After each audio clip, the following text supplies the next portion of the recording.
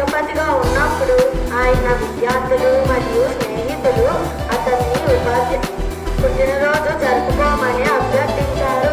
ఆయన సమాధానం ఇస్తూ ఇలా అన్నారు: నా పుట్టినరోజు జరుపుకునే బదులు సెప్టెంబర్ 5న ఉపాధ్యాయ దినోత్సవంగా పాటిస్తే అది నాకు గర్వకారణం అని అన్నారు. అప్పటి నుంచి సెప్టెంబర్ 5, 1962 నుంచి ఉపాధ్యాయ దినోత్సవంగా జరుపుకుంటున్నాము.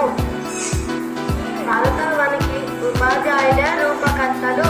మన దేశాన్ని ప్రతి రంగంలో ముందుకు తీసుకువెళ్లే నాయకులను వీరే తయారు చేస్తారు. గొప్ప ఉపాధ్యాయుల వల్ల గొప్ప వ్యక్తులు, దిగ్గజాలు తయారవుతారు. భావి పౌరులకు విద్య, విజ్ఞానం అందించడం వల్ల జాతి నిర్మాణంలో ఉపాధ్యాయులు కీలక పాత్ర పోషిస్తారు. రాధాకృష్ణన్ గారు రాజమండ్రిలో ఉపాధ్యాయ శిక్షణ కళాశాలలో ఆచార్యుడిగా పనిచేశారు.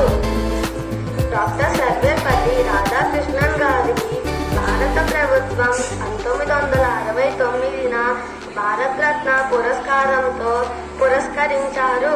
ఉపాధ్యాయులారా, మీరు మాకు అందించిన విజ్ఞానానికి మరియు చూపిస్తున్న దిశ మార్గదర్శనానికి వందనాలు, పాదాభివందనాలు.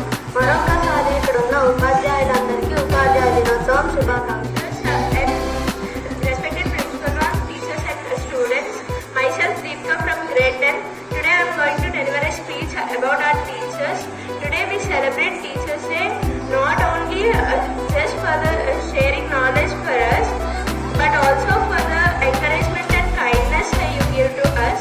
You believe in us even when we doubt ourselves, and you provide us energy and you give us inspiration, and you push us to achieve our best, and your impact on our lives is very profound, and we are grateful to have your guidance and support. As we celebrate this special day, we want you to know that your efforts have made a very good impact on our lives.